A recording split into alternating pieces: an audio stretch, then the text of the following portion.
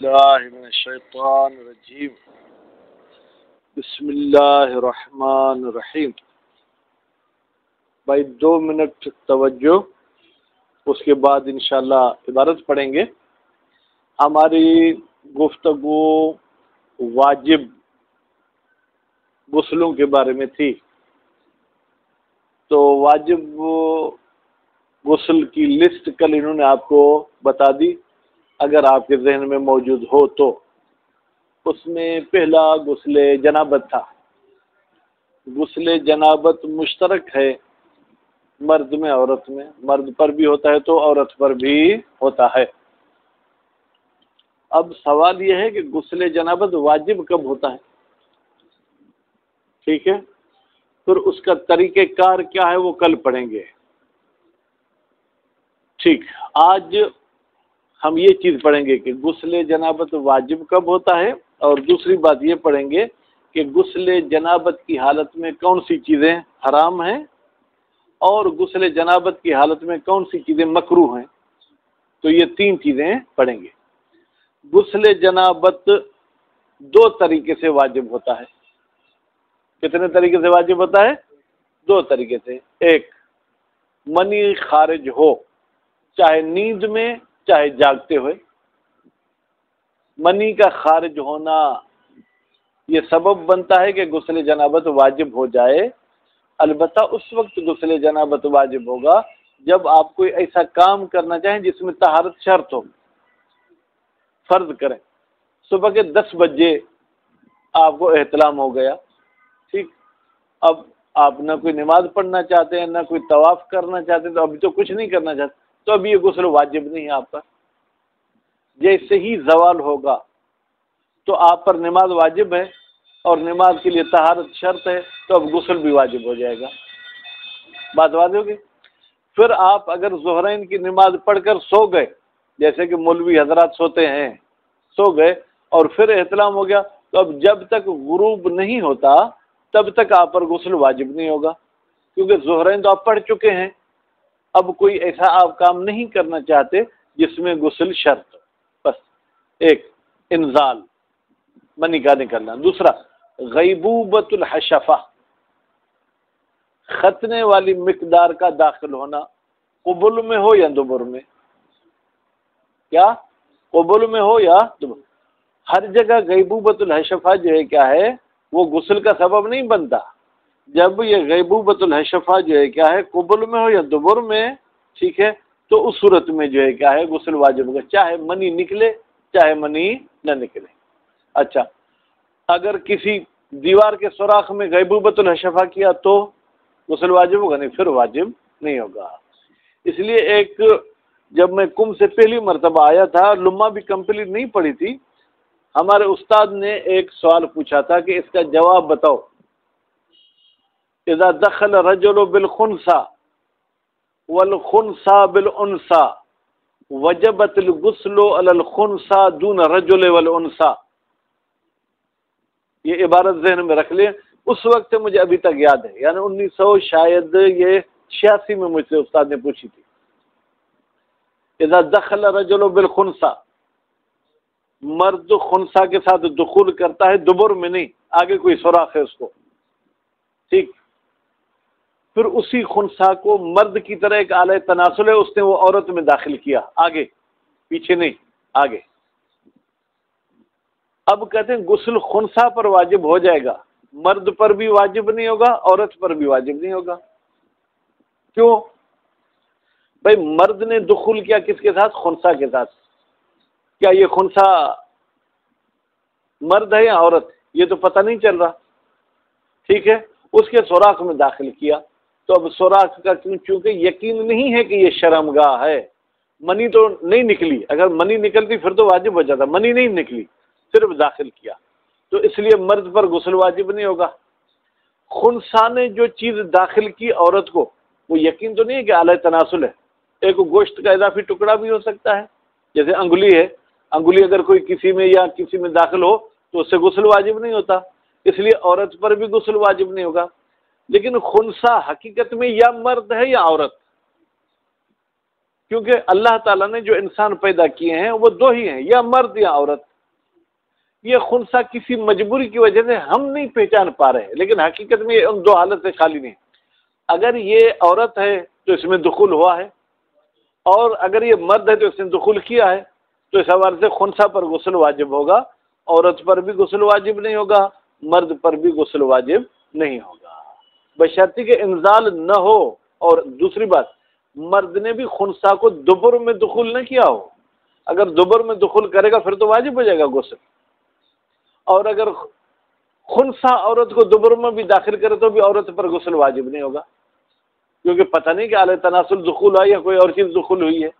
بات واضح ہو گئی؟ تو مجنب پر کون کون سی چیزیں حرام ہیں؟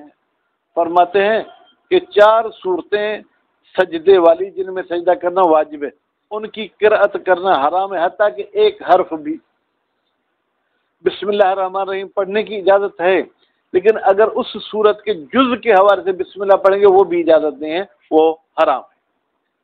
دوسری بات، مساجد میں ٹھہرنا، بیٹھنا، سونا، کھڑا ہونا، ٹھیک ہے، یہ سب کچھ شامل ہے، یہ بھی حرام ہے۔ البتہ مسجد کے ایک دروازے سے داخل ہو کے دوسرے دروازے سے نکل جائیں، مثلا مسجد ایک ایسی ہے جس کے 2 دروازے، ایک مشرق سے ایک مغرب سے، آپ مشرق والے دروازے سے داخل ہو کے مغرب والے سے نکل جائیں تو یہ حرام نہیں ہے، لیکن مسجد النبی اور مسجد الحرام میں گزرنا بھی حرام ہے۔ ٹھہرنا تو ہر مسجد میں حرام ہے، ان 2 مساجد میں گزرنا بھی حرام ہے۔ اور اسی طریقے سے مساجد میں کوئی چیز رکھنا حرام ہے، مثلا آپ مسجد سے باہر ہیں، ٹھیک، مسجد سے باہر ہیں، آپ ٹوپی مسجد کی باہر لے آئے تھے کل، ابھی جنابت کی حالت میں ٹوپی بھی اگر پھینک کے اندر رکھیں گے، ادر والا یہ کہ نہ جائے تو بھی یہ حرام ہے، رکھنا حرام ہے، وہاں سے اپنی چیز اٹھانا حرام نہیں ہے۔ مثلا آپ کسی لکڑی کے ذریعے وہ چیز اٹھانا چاہیں، یا مسجد کے 2 دروازے ہیں، آپ ایک دروازے سے داخل ہوئے، وہ چیز اٹھائے اور دوسرے سے نکل گئے تو حرام نہیں، اٹھانا حرام نہیں ہے، رکھنا کوئی چیز جو ہے کیا ہے وہ حرام ہے۔ اور اسی طریقے سے قرآن مجید کے لکھائی کو مس کرنا بھی حالت جنابت میں حرام ہے، اور اللہ تعالیٰ کے نام کو بھی جو ہے کیا ہے ٹچ کرنا حرام ہے، چاہے وہ قرآن میں لکھا ہو یا غیر قرآن میں لکھا ہو۔ مثلا سندھی زبان میں بھی آپ نے اللہ تعالیٰ کا نام لکھا ہوا ہے تو اس کو بھی ٹچ کرنا حرام ہے۔ رسول اکرم اور ائمہ معصومین میں سے کسی کے نام کو بھی جنابت کی حالت میں ٹچ کرنا حرام ہے۔ یہ تھی محرمات جنابت۔ مکروہات جنابت کیا ہیں؟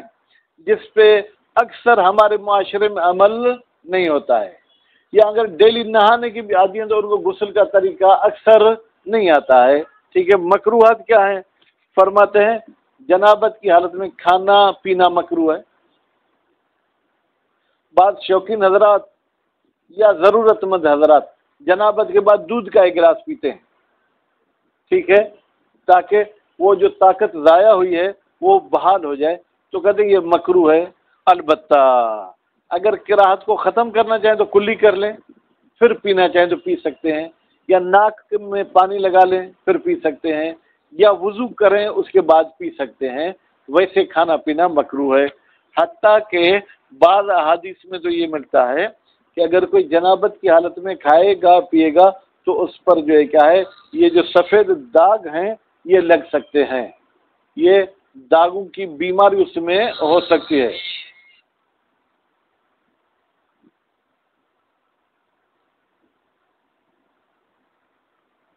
خوب، اس کے بعد پھر فرماتے ہیں جنابت کی حالت میں سونا بھی مکروہ ہے۔ اگر آپ غیر مکروہ نیند کرنا چاہتے ہیں تو آپ وضو کریں، اس کے بعد سونا چاہیں تو آپ سو سکتے ہیں۔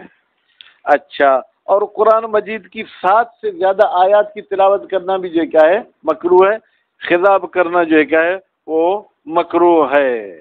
تقریباً یہ محرمات اور مکروہات ہو گئے۔ بسم اللہ الرحمن الرحیم۔ وَمُوجِبُ الْجَنَابَةِ شَيْئَانِ، وہ چیزیں جو جنابت کا سبب بنتی ہیں وہ 2 چیزیں ہیں۔ احدہما، ان 2 میں سے پہلی چیز، مشاہد صاحب آپ پینسل والی بات پہ عمل نہیں کر رہے، اب میں کتنی مرتبہ آپ کو کہوں، ٹھیک ہے، الانزالو، کیا ہے بھائی میرے؟ انزال. انزال سمجھ گئے یا ترجمہ مزید کروں؟ بارش برسانا. ٹھیک ہے. للمنی، پاک پانی کی نہیں، منی کی. یقظتاً و نومن، چاہے جاگنے میں نکل جائے چاہے نیند میں نکل جائے، غسل واجب ہو جائے گا. وثانی غیبوبۃ الحشفہ، ختنے والی جگہ کا غائب ہونا یا غائب کرنا. کس میں؟ لحاف میں نہیں. کو بولن اور دو بولن، آگے والی شرمگاہ میں یا پیچھے والی شرمگاہ؟ بھائی مضاف الیہ ہے، کیا اعراب ظاہر کرو؟ نحو تو ابھی نہیں پڑھنا نا آپ. غیبوبۃ الحشفۃ وما فی حکمہا، یا وہ چیز غائب کرنا جو حشفہ کے حکم میں ہے. کبھی کسی ایکسیڈنٹ میں، کسی بیماری میں حشفے والی جگہ کٹ جاتی ہے ہی نہیں، تو کہتے حشفے کی جو مقدار ہے اس جتنی مقدار کا اعلی تناسل اگر آپ کہیں غائب کرتے تو بھی غسل واجب ہو جائے گا. قدرہا، مثلا جیسے حشفے کی مقدار جتنا داخل کرنا. کون شخص؟ من مقطوع الحشفہ، وہ شخص جس کا حشفہ کٹا ہوا ہے. قبلن او دبرن، قبل میں داخل کرے یا دبر میں داخل کرے. من آدمی و غیر آدمی، انسان کے ساتھ کرے یا کسی جانور کے ساتھ کرے. حین و میتن، زندہ کے ساتھ کرے یا مردہ کے ساتھ کرے. ہاں بھائی، مردہ کے ساتھ ہوتا ہے ایسے، کچھ خبیث انسان ہے جو ایسے مردہ کے ساتھ بھی کرتے ہیں. فاعلن و قابلن، چاہے خود یہ کام کرے یا خود کروائے، دونوں صورتوں میں واجب ہو جائے گا. انزل الماء ام لا، چاہے منی نکلی ہو چاہے منی نہ نکلی ہو، صرف حشفہ کا غائب کرنا ہی غسل کا سبب بنتا ہے. وہ متا حصلت الجنابت لمکلف، جب جنابت حاصل ہو جائے مکلف کو، بأحد الامرین، دونوں چیزوں میں سے کسی ایک کے ذریعے، یعنی منی نکلنے کے ذریعے یا غیبوبت حشفہ کے ذریعے. تعلقت بہی، تو لگ جائیں گے اس مکلف کے ساتھ الاحکام المذکورۃ، وہ احکام جن کو ذکر کیا جا رہا ہے. فیحرم علیہ قراءۃ العزائم، پھر اس پر عزائم یعنی وہ صورتیں پڑھنا حرام ہے جن میں سجدہ کرنا واجب ہوتا ہے. الاربع، ٹھیک ہے. وابعاضھا، ان کے کچھ حصہ پڑھنا بھی جو ہے کیا حرام ہے. حتی البسملۃ، یہاں تک کہ ان صورتوں کی بسم اللہ پڑھنا بھی حرام ہے. وہ بعض البسملہ، پوری بسم اللہ الرحمن الرحیم نہیں پڑھتا، صرف بسم اللہ ان صورتوں کی نیت سے پڑھے وہ بھی حرام ہے. اذا قصدہا لعہدہا، قصدہا کی ضمیر جائے گی بسملہ کی طرف، عہدہا کی ضمیر جائے گی عزائم کی طرف. جب اس بسم اللہ کو اس نیت سے پڑھے کہ ان صورتوں کا حصہ ہے. دوسری چیز جو حرام ہے، وہ لبس فی المساجد، عدد لگاتے جائے مشاہد صاحب. ہاں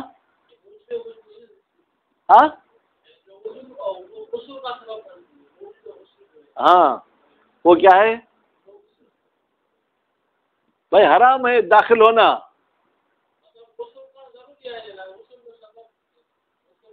اس کو اب یہاں پھر کیوں لاتے ہیں؟ یہاں ہم کس کو بیان کر رہے ہیں؟ موجبات کو یا محرمات کو؟ محرمات کو. یا وَلَبْسُ فِي الْمَسَاجِدِ، مساجد میں ٹھہرنا.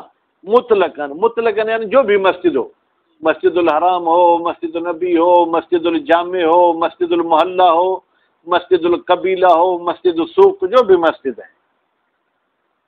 والجواز فی المسجدین، اور دو، یہ تیسری چیز، وہ دونوں مسجدوں میں گزرنا بھی حرام ہے. جواز بے معنی گزرنا.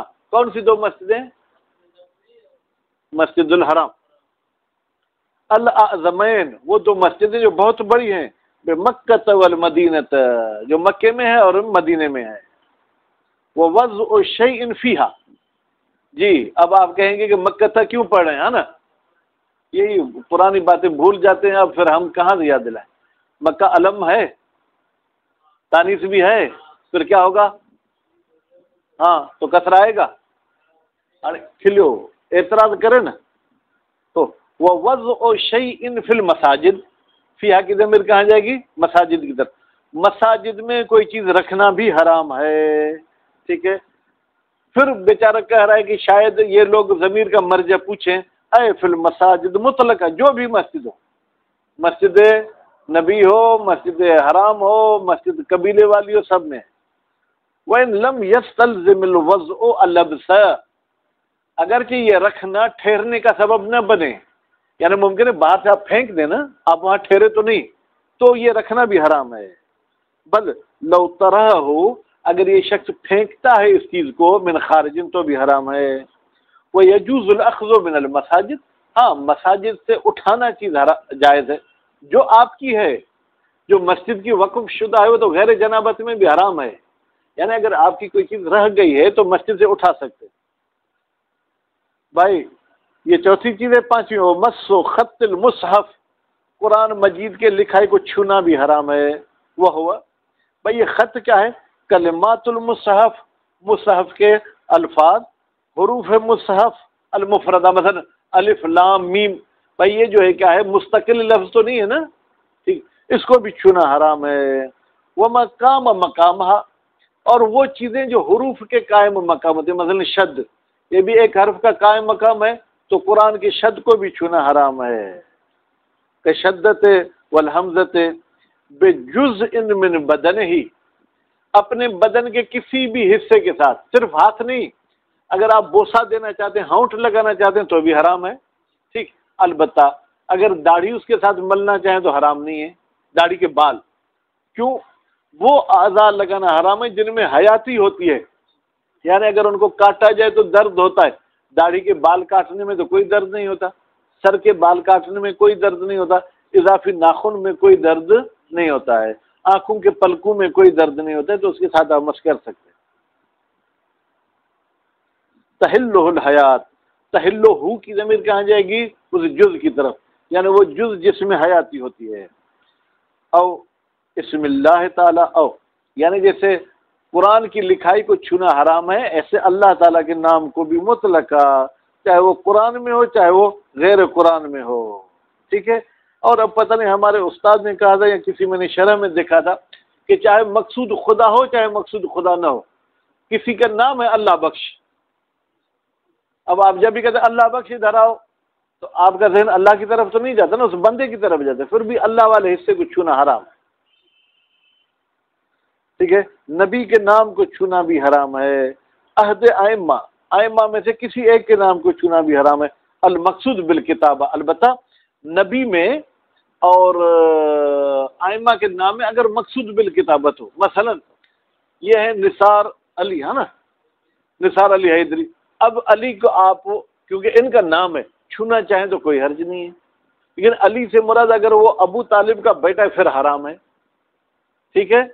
محمد حسین، دو معصوم کے نام ہے، اگر محمد حسین سے مراد آپ کی یہ طالب علم ہے، ٹھیک ہے، اس کو ہاتھ لگانا چاہیں تو کوئی حرج نہیں، لیکن محمد پہلا معصوم، حسین کون سا معصوم ہے؟